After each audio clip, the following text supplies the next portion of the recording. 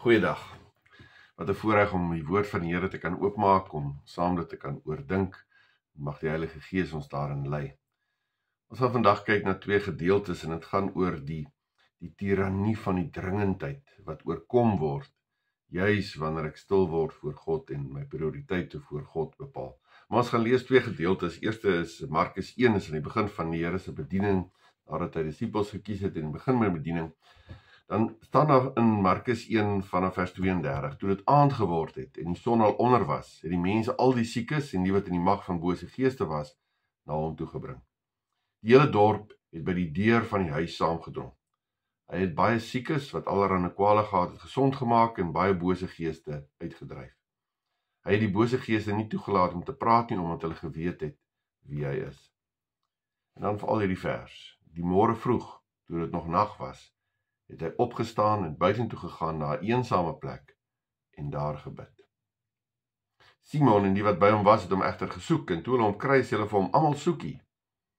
Maar hy antwoord hulle, laat ons ergens anders heen gaan, na die nabygeleë dorpies toe, sodat ek ook daar kan preek, want daarvoor het ek gekom. Hy het toe gegaan en dwars deur Galilea aan hulle sinagoges gepreek en bose geeste uitgedryf. En dan kyk ons ook na Lukas 10.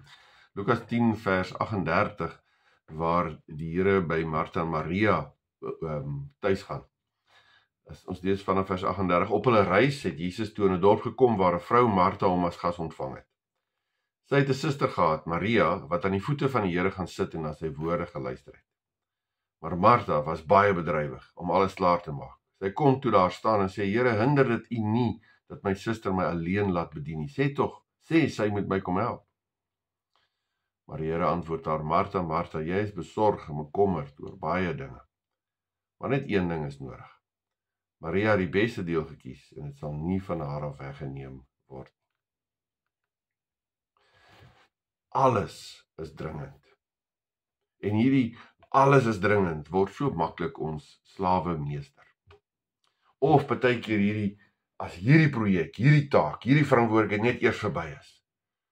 Maar dit word eintlik 'n nimmer eindigende, onbereikbare ideaal, wat eintlik maar net onrustigheid en gejaagdheid in ons laat groei. Ons word so maklik slawe van die dringende, slawe van die te veel dinge wat skree in ons ore.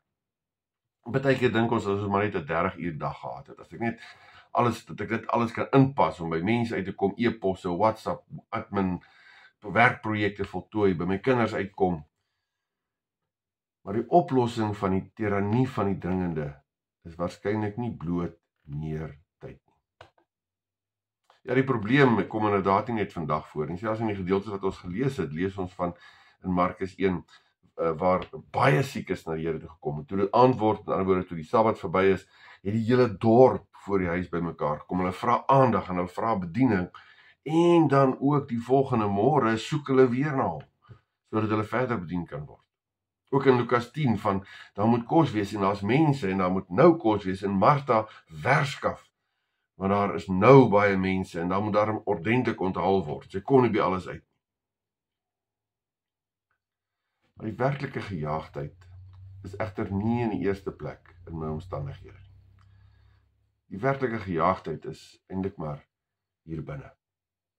En dan, vanuit wat ek hier binne het, hoe ek prioriteite stel, of dan prioriteite nie stel. Werklike gejaagdheid is eerder hier binne in gevolg van die keuses, die prioriteite wat ek maak. Miskien net so 'n bietjie binne die groter prentjie en 'n dieper prentjie van hier binne word ek in die eerste plek heel gemaak, tot rus gebring deur Christus, wat my kom loskoop van 'n prestasiegedrewe lewe, wat my vul met sy gees, die gees van vrede, soos ek vanuit 'n vrede met hom en 'n vrede met myself, 'n vrede kan leef, prioriteite stel en dinge kan doen. Ek word eerstens tot rus gebring hier binne deur Christus, wat my verlos van my sonde bestaan, wat my verlos van 'n gejaagdheid om iets te bereik, wat my verlos, ja, van 'n lewe waar dit eintlik mag gaan oor my prestasie. In hom is ek iemand, in hom het ek vrede, en in hom het ek rustigheid. Wanneer ek in die eerste plek my lewe oorgee aan Christus, en die erkenning dan, dat ek aan hom dan behoort, dat hy vir my betaal het, my gekoop het, dan word ek nie meer gedryf deur prestasie, geld, status, FOMO of die dringende nie, maar ek word deur die Gees gedring tot my bepaalde roeping in hierdie wêreld. Gejaagdheid en die tirannie van die dringende word deur God in die eerste plek hier binne stilgemaak. En dan kan ek onder leiding van die Gees prioriteite stel en die volgende tree gee in lyn met sy wil. Ons sien in hierdie gedeelte dat die Here so intens besig is met die bediening van die siekes en die duiwel beseëndes. En dan tog die volgende dag, dan gaan hy nie terug na hierdie dringende behoefte en die versoek van die skare nie. Hy laat nie uiterlike omstandighede sy lewe bepaal. Het gaan daaroor dat ons prioriteite moet stel. En as ons praat oor prioriteite, dan beteken dit nie dat ek moet so min genoeg doen, sodat ek by alles rustig kan uitkom nie. Harde werk is goed, harde werk gee ook 'n gevoel van genoegdoening, iets wat jy bereik. En stres gaan nie oor regtig hard werk of baie dinge om te doen nie, dit gaan oor die feit dat daar soveel meer dinge is wat ek dink ek behoort by uit te kom, wat ek nie by uitkom. Dit bring stres.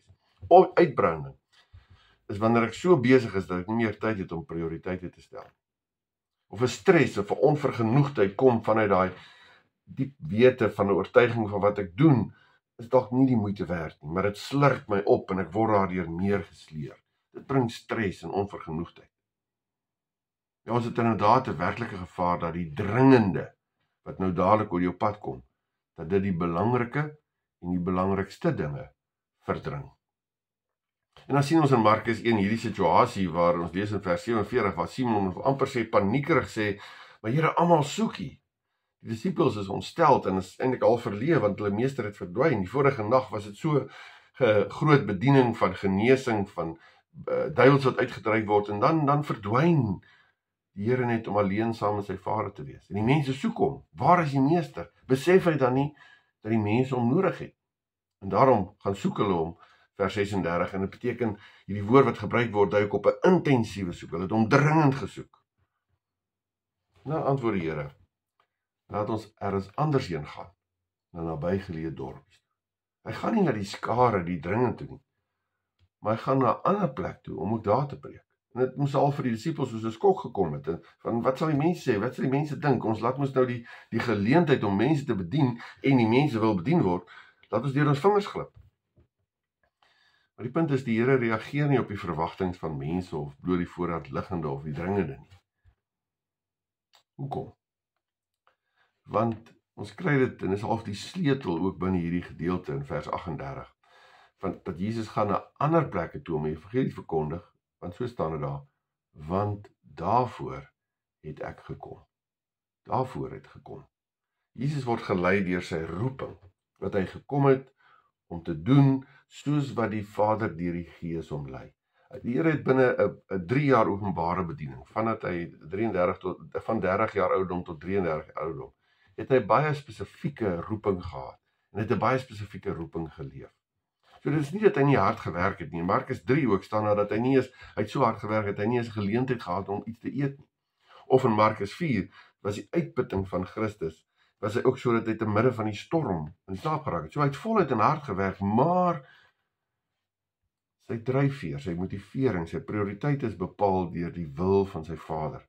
Hy het gedoen waarvoor hy gekom het, sê vers 38. Nie gedryf deur die dringende, die verwagting van die mense, of in die goeie boekies van mense te kom nie, of selfs net bloot gedryf deur die nood nie. Hy word gelei deur die Gees, onder andere in die konteks van hierdie gedeelte wat ons gelees het, daar waar hy stil word in gebed tot sy Vader. En is juist daarom dat die Here Jesus Christus aan die einde van sy lewe, in Johannes 17, as hy die hoëpriesterlike gebed bid, dan bid hy in vers 4, ek het U op aarde verheerlik, deur die werk te volbring, wat U my gegee het om te doen. Ek het die werk voltooi, wat U my gegee het om te doen. Dit wat die Vader hom gegee het om te doen, wat hy moes doen, is gedoen. Wat dryf ons, en hoe stel ons prioriteite? Is dit maar, dit gaan oor status, of bevordering, 'n beter kar of 'n huis, of partykeer stel ons prioriteite net volgens die gejaagdheid en die dringendheid van, ja, daar te veel goed wat hulle as belangrik aanbied. En ons word daardeur gedring en gedryf om daar volgens prioriteite te stel. Word ons gedryf om prioriteite te stel volgens die verwagtinge van mense, bloot die omstandighede, of bloot vanuit die kultuur van, daar is maar die ding van ons tyd om oorwerk te wees. Ons primêre dryfveer kan nie hierdie dinge wees nie. Ons moet doen waarvoor God ons op aarde plaas. Ons moet ons unieke rol en ons unieke deeltjie binne sy groter plan verstaan en leef. En ons tyd dan daarvoor gebruik. Ek het die voorbeeld al baie gebruik, maar sê nou maar ek moet 'n boor gaan koop, want ek het 'n boor nodig en ek haal R800 uit en ek gaan nou om 'n boor te koop, maar dan gaan ek verby die klerewinkel en koop eintlik eers 'n hemp en dan gaan ek 'n burger by McDonald's kry en toe gaan ek verby 'n boekwinkel en koop ek 'n mooi boek en toe ek by die boorplek uitkom, toe het ek nie meer genoeg geld. Kan ek nou huis toe gaan en sê ek het nie genoeg geld gehad nie? Nee, ek het my geld vir ander dinge gebruik. Ek het 'n bepaalde tyd wat die Here vir my gee, 'n bepaalde taak en roeping wat die Here vir my gee. Ons het jy so 'n paar weke terug ook gepraat oor uit Efesiërs 5 van maak die beste geleentheid, maak die beste gebruik van elke geleentheid, koop die tyd uit, gebruik die tyd reg. En dan volgens hierdie konteks, dit wat die Here oor jou pad plaas, dit wat die Here jou agenda maak, daarvoor moet jy jou tyd gebruik. Ons sien dit ook by Martha en Maria, daar was 'n bepaalde tyd saam met die Here. En hoe gebruik hulle dit? En Maria gebruik dit om by die voete van die Here neer te sit en te leer. Vers 42 sê ook, sy het reg gekies, want een ding is nodig, dit is die prioriteit in die omstandighede, om deur die Here gelei, geleer en gered te word. Sy kies die beste deel. Nou natuurlik eet en onthaal is ook belangrik, maar in daardie spesifieke tyd en omstandighede was 'n uithaler ete, wat geïmpliseer word daar, nie die belangrikste. Martha het haar laat dryf deur die dringende en die voorhand liggende. Ons kan so besig wees met baie dinge, selfs die dinge van die Here, dat ons nie by die Here van die dinge uitkom. Ons moet by die Here van die dinge uitkom, om te bepaal watter dinge moet regtig gedoen word. So baie keer word die belangrike dinge verdring, ja eintlik omdat ek nie by die Here uitkom nie, en dan staan ek en my agenda, en ander mense se agenda op die voorpunt, en dit rig my, in plaas van, dat ek by die Here stil word. En dis eintlik maar prakties, as ons ook gaan kyk na, hoe stel ons hierdie tyd, hoe kom ons by die regte plan en doelwitte vir ons lewens uit, en dan lees ons dit in Markus 1, waar die Here alleen uitgegaan het en gebid het. Dit is 'n besige program, vorige aand is besig, en tog maak hy tyd, om alleen tyd saam met sy Vader te spandeer. Dit gaan oor 'n verhouding, hy het tyd gemaak. Ons sou gesê het, nee, ons moet net eers rus, en net eers bietjie hergroepeer, maar die Here gaan bid, en as jy's daar, voor die aangesig van sy Vader, waar Christus prioriteite bepaal, 'n nuwe krag en perspektief kry, en dan sê, as die disippels om die volgende dag kom, of later kom kry, dan sê hy, ons gaan nie terug nie, ons gaan na 'n ander plek toe. Dalk het ons so min tyd, omdat ons te min met ons lewe, met ons menswees, en met ons dagboeke, voor die Here stil raak. Dalk is dit eintlik die dringende ding, wat ons moet doen, is om stil te word voor die Here. Alleen te wees by die Here. Gefokus stil te word voor God. Skryf ook op ander gedeeltes, waar dit so beskryf word, as Jesaja 30, so het die Here my God, die Heilige van Israel gesê, as julle bekeer en tot rus kom, sal julle gered word. Julle krag lê in stil wees en vertroue hê. Met ander woorde, die beginpunt, ook in hulle omstandighede was, kom eers tot rus, word stil voor God, plaas jou vertroue op God, en dan sal God jou lei. Of Psalm 46, bedaar en erken dat ek God is, hoog bo die nasies, hoog bo die aarde. Hier bedaar het jy so ook die betekenis van, hou op, wees stil, onttrek van daai situasie, en kry eers perspektief oor daai situasie, deurdat jy perspektief kry volgens daai vers, oor wie God is. Hy is hoog bo die nasies, hoog bo alles, hy is in beheer. Of Klagliedere 3, dis goed om in stilheid, ook kan vertaal word met geduldigheid, te hoop op die hulp van die Here. Dit is as ek nie genoeg stil sit en wag op die Here nie. Dis dan wanneer ek soos 'n dronk hoender in sirkels begin hardloop, en miskien baie goed gedoen kry, maar my eintlike roeping, die vervulling van my eintlike taak mis. Ja, wanneer ek binne die groter konteks ook nie die vryheid van kind van God wees omhels nie. En dat ek so tot rus kom in God se arms, wetende dat ek aan hom behoor, dat hy sorg, dat ek net deel is van sy plan. Dis dan dat die tirannie van die dringende my oorweldig. Dis dan dat gejaagdheid my dryf, in plaas van dat die Heilige Gees my dring. Ons kry dalk, soos ek net gesê het, so min te doen, omdat ons lam gelê word deur die heeltyd kyk na die eise van mense, na omstandighede kyk, en nie na God nie. Voor God moet ons stil word. Voor God moet ons program laat bepaal. Om daarin stil word voor God, sy prioriteite te bepaal, en bid dat die Heilige Gees ons sal lei. Dan bepaal ek nie wat is net, wat moet gedoen word, of wat is belangrik nie, maar wat is die belangrikste? Wanneer moet ek gaan kos maak, en wanneer moet ek stil sit by die voete van Jesus, soos Maria? Dis nie God wat ons program laai tot ons breek nie. Dis ons eie ek, en dis ons die druk van omstandighede en van mense, dis ons eie gejaagdheid. Ons is in Christus bevry van die tirannie van die dringende. Ons lewe vanuit God se rus, vanuit 'n stilte, vanuit die rigting wat ons daar voor God bepaal. En dan volg ons maar net, tree vir tree waaraan die Here ons lei, deurdat ons deel is van sy plan en waarmee hy besig is. Ons word stil voor God, sodat ons betekenisvol in die regte rigting kan hardloop in hierdie wêreld. Amen. Kom ons bid saam. Onse Vader wat in die hemel is, dankie dat ons alles het. Here, kunskap van U, U genade en U liefde, dat ons aan U behoort, en dat U met ons op pad is, dat ons deel is van U plan. Daarom bid ons, Here, wil ons, dat U ons sal stil maak voor U. Ons wil stil word elke dag by U.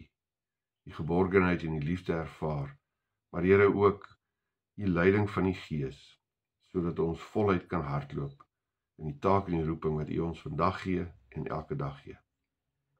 Maar Here, ons bid vir elkeen wat oorweldig is, dat U net weer opnuut vrede gee, nuwe perspektief gee. Ons bid vir elkeen, Here, wat worstel met hierdie gejaagdheid. Ja, ons almal eintlik maar. Wil U ons net vul met U vrede. Ons bid, Here, vir hulle wat uitdagings beleef, dalk in gesondheid, dalk in verhoudinge, dalk in gesinne, dalk in 'n werksituasie, dat U ook krag en wysheid gee, om daardie situasie te kan hanteer en te kan hanteer tot eer van U naam. Ons bely, Here, dat ons so dikwels ons laat dryf deur ons eie agendas en deur ons eie gejaagdheid, en dat ons so dikwels verkeerde keuses maak, wat in stryd is met ons kunskap. Wil U dit vergewe? Wil U dit ons rein, ons skoon was daarvan en ons nuut maak, sodat ons al hoe meer en meer kan leef volgens wie ons in U is. Ons bid hierdie gebed uit genade in die naam van ons Here Jesus Christus. Amen. Die genade van ons Here Jesus Christus, die liefde van God ons Vader, die gemeenskap, die teenwoordig wees, die begeleiding, die troos van die Heilige Gees, is en bly met U elkeen. Amen.